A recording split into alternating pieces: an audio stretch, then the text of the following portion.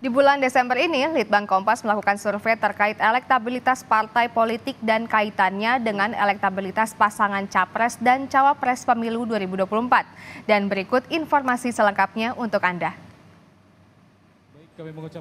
Survei Litbang Kompas bulan Desember menunjukkan tren elektabilitas partai politik cenderung beriringan dengan tingkat elektabilitas pasangan Capres-Cawapres yang diusungnya.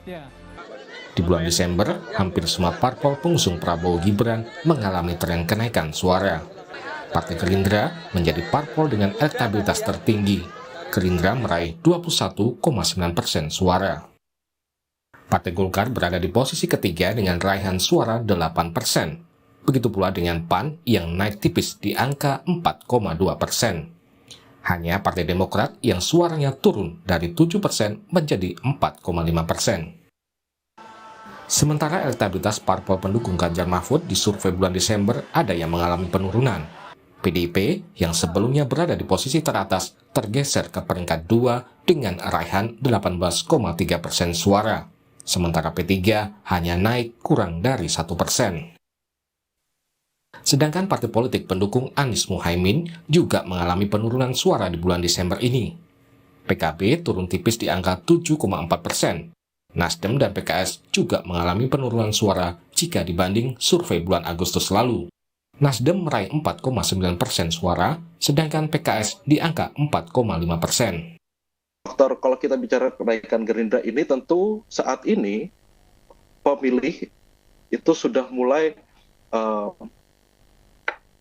melihat pilihan partai ini berdasarkan konsolidasi dari koalisi ataupun capres-cawapres yang diusungnya.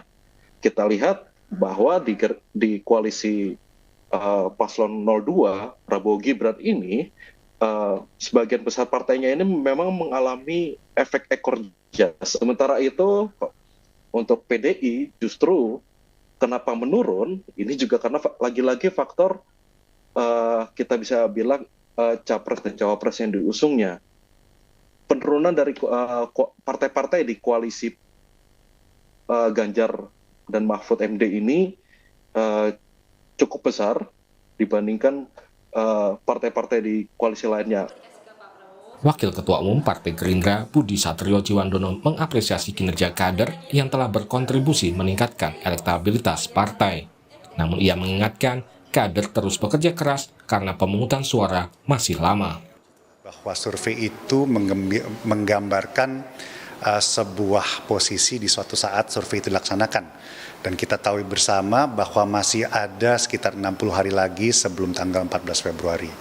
Untuk itu tetap sesuai dengan pesan Ketua Umum kami, Pak Prabowo, kita tidak boleh lengah, kita tidak boleh jumawa, kita tidak boleh sombong, kita terus justru menggunakan angka-angka yang patut kita apresiasi ini sebagai semangat untuk terus bekerja keras sampai 14 Februari. Sementara Sekjen PDIP Hasto Kristianto optimistis suara PDIP akan naik lagi karena masih banyak undecided voter. Ya sebentar nanti juga berubah. Apakah karena ada unspoken-nya? Intimidasi lagi mas, Mas, intimidasi itu di mana?